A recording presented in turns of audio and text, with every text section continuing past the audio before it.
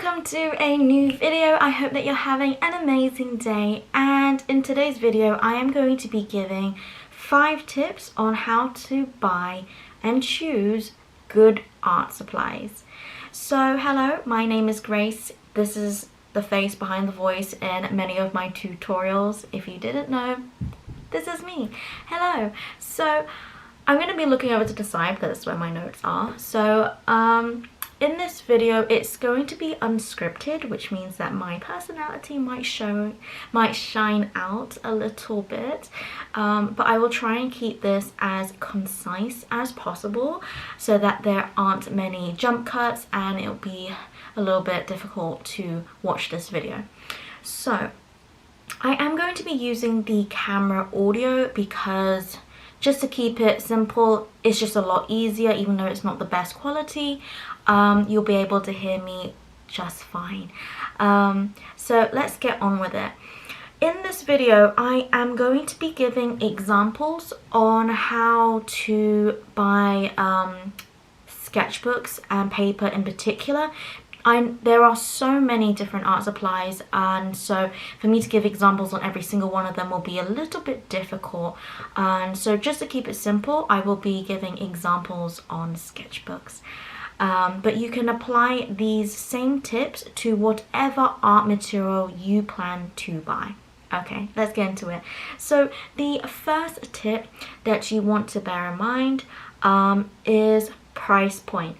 So you want to think about what can you afford, and this will help you think about what kind of range of art supplies that are available within your price range, which helps to narrow down the search. So you want to think about how often are you going to be using this art supply. So for me, I use my watercolor mixed media sketchbook once a week on average, so that's quite frequent for me, and so I won't be spending money on a really high quality professional grade sketchbook because I still consider myself a beginner, and so a student grade sketchbook is sufficient for me. So you want to think about what exactly are you going to be, how often you're going to be using it and what you're going to be using it for. So are you going to be using it for practice, or are you going to be using it for like more professional use? So since I'm using it for practice, a student grade sketchbook is sufficient to getting to know how a medium works, and you don't have that much pressure to feel like you're wasting a really quality art supply. You want to get a decent enough sketchbook. For example, with watercolor, it needs to be good enough quality that it will give you a chance to actually learn how to use watercolors. If you have such a cheap sketchbook, no matter what you do, it'll be a struggle. So you need to find that right balance for you, and for me, which I will be referring to quite a bit, I use this trusted mixed media sketchbook, Canson 300 GSM, and it has been my trusty friend and I love it. So if you are looking for a student grade sketchbook, highly recommend. If you are doing, for example, commissions, or you want to do a more detailed professional piece that you want to put on your online shop, whatever you plan on doing, then you would want to look for a more quality sketchbook, one that will last longer, so archival, because if you are going to be selling it and it's not for practice, you're not going to be using it, I don't know, but you wouldn't be using it so frequently, and just quality purposes, it makes sense to spend a little bit more on that kind of sketchbook. So tip number 2 is that what is available in your country. There may be some art supplies that you might not actually be able to buy where you are, whether that's online or in the stores, however you want to buy your art supplies. So you need to be able to find the art stores that are near you if you want to buy in store, and if online, is it possible for it to be delivered to where you are. Tip number 3 is you need to consider what exactly you're going to be using your art supply for. So for a sketchbook, I have two main sketchbooks, and this is my mixed media one that I use for watercolor and ink primarily. And then I have another sketchbook. Don't know if you can see it. There we go, focus. This sketchbook I use for drawing. So I use it for pencil drawing, pen drawing. I don't do colored pencils at the moment, but that is what I use. And so the more you use your art supplies, the more you kind of figure out what you want and what you don't. So to give more examples on this, I prefer a smaller sketchbook when drawing, because generally I don't do large scale drawings, and so I prefer a smaller sketchbook that is more travel size and hardback, just so that if I'm going out I can have a surface to lean on. So this one is like this. So the binding is hidden, but you can't lie the sketchbook down completely, because as you see it will naturally fold over a little bit just because of how the binding is, and you might not like that. I honestly I don't really like that as much, but I do like this sketchbook. In terms of its smooth paper, it also has toned paper, so yeah. So it's just a nice variety and difference compared to your plain white eggshell type pages. So that is why I really like this sketchbook, amongst more things, but I'm not going to get into that. So this sketchbook this sketchbook is spiral bound, which means that I can lie it flat. Hold on, give me 2 secs. Right, I can lie it flat like that, right? And it just makes it a lot easier when you're using it on a table, and when you're painting, especially watercolor, you want to have it flat, otherwise the water will start shifting to wherever gravity leads it to. So that is another thing. Again, another thing about the spiral bound that I really like is that it has perforated edges, which means that you can just fold it over the perforated edge, and then you can just tear it out, and it's clean, easy, no fuss. So another thing is that with my watercolor sketchbooks, I like that it is at least 200 GSM. And if you don't know what that means, it refers to the thickness of the paper. And so especially with watercolor, you want to have something that is thick enough in order to retain the water, and it doesn't the page doesn't warp too much and all that stuff. So also you want to think about texture, for example. This has, okay, you might not be able to see so well, you'll be able to see it better in my Canson review. I will link it in this video. And so this sketchbook has one side that is textured and then the other side that is smooth. So you want to think about, do you want it textured? Do you want it smooth? There are pros and cons, obviously, with textured.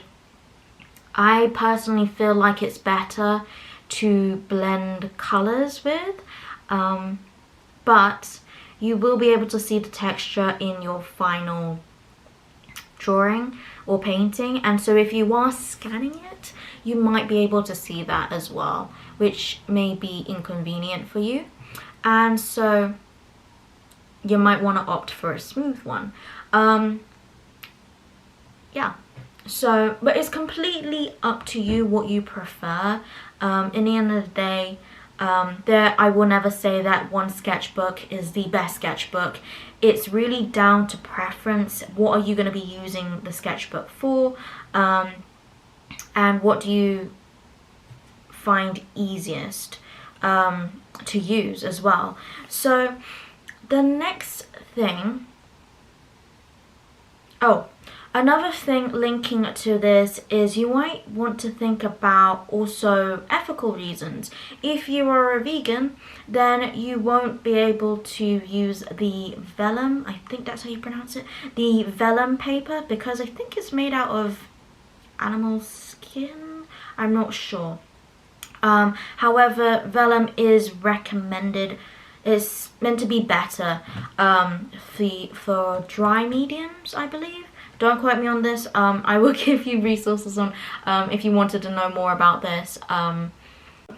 The next tip is tip number 4, and that is reviews.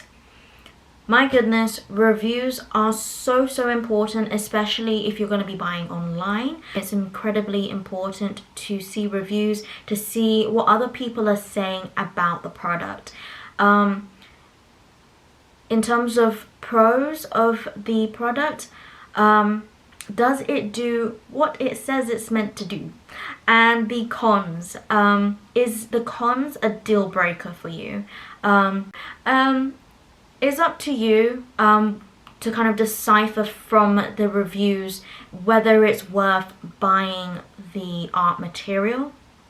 So you can just literally Google online, you can check out Amazon reviews, certain blogs will have reviews about it, so definitely check them out. But another thing that is even better than written reviews from people who have bought the product is YouTube reviews, because they will give you demonstrations of how the product actually works, and you can see for yourself through the video how does it look on paper through swatches. If you do a drawing, how easy is it to use? And so I would definitely recommend YouTube videos or some sort of video review and demonstration. I have a playlist of 4 reviews at the moment. It's not a big thing that I do on my channel, but you can check them out. I will have the review of this sketchbook on there to see if this sketchbook is for you. Okay, so another thing other than reviews, and this is tip number, I realized that I'm actually giving you 6 tips. Okay, so right, tip number 5, I think this is that you can check on certain art shop websites or brands, let's just call it that. So I sometimes get my art supplies in this art shop called Jackson's, and I don't know if you have it in other countries, but I have it here in the UK. I have no idea what fixatives are and which one to buy, and there are so many and it's so confusing, hence why I'm making this video. And so I went onto the Jackson's website, and they actually had a blog where they reviewed different fixative sprays that they had. Looking at my phone at the website, don't worry, I will show you what I'm looking at. And so on this blog, they did different tests on the fixatives that they have. And they tested 5 spray fixatives and 4 spray varnishes. And they tested it on a few dry mediums such as graphite. They also tested about smudging, how well does it apply, is it affected by moisture, is it quick drying, odor, water resistant, that kind of stuff. And so they even showed you pictures and the brands, and it's extremely helpful for someone who, like me, who has no ideas, never used fixatives before, and they really break down each little thing that you will consider when you are buying this art supply. And so check out, I'm sure this is one of many art blogs that you can check out. Another one that I found was Strathmore. So they also have a blog, and let me check it out real quick. Okay, so Strathmore is a paper brand, I would say. So I think, yeah. Anyways, retailer, distributor. Yeah. Anyways, so they have lots of different papers, and so you want to see, is it good for certain drying mediums? And so someone had asked me in the comments about which paper was best for colored pencils. I don't use colored pencils, so I had no idea. So I literally just Googled it, and they have a page called "What is the best paper for colored pencils?" and they literally just break it down for you, each paper, and they explain also the pros and cons of each of the papers. So, for example, with the Bristol paper, it has a white background, heavyweight, stand up multiple layers of colored pencils, best for dry medium only. And so and also tells you the con, which they put as keep in mind, and so it basically says not suitable for wet mediums. It says that it might not be suitable for watercolor pencils if you're going to add water, but then they recommend another type of paper that they have. So this is really useful, and I will link both the Jacksons and the Strathmore websites, blogs, links in the description down below if I remember. And so that is another great resource. So tip number 6 is recommendations from your art teachers or your art buddies. A lot of the time your friends will be trying out something that you have never used before. When I went to art college, my my art classmate was really into watercolors at the time, and I have never really used watercolors at that point, and I never really tried it out seriously. And so she introduced it to me, and she let me sample her watercolors. And so if you have really generous friends, maybe you could sample some of their art supplies and try it out for yourself, whether you also want to buy that same art supply. And then you have your art teachers. So your art teachers will have had so many students, and so they will have know what is kind of best. I like to think they would know what is best for different mediums and different papers, and they may recommend certain different art supplies that you may have never heard of. So, and also if it's in school, maybe if you're in a state school, they might have some art supplies there that you can use for free, and then you want to see if that is something that you want to use in your watercolor paintings, drawings, whatever that you do.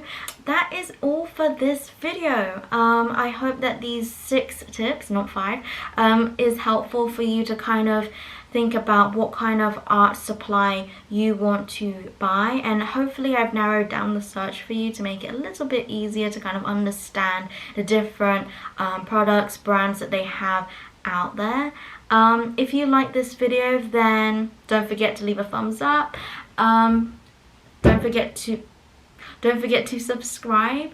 I post new videos every single Saturday, and although I don't really post these kind of videos that often, I welcome any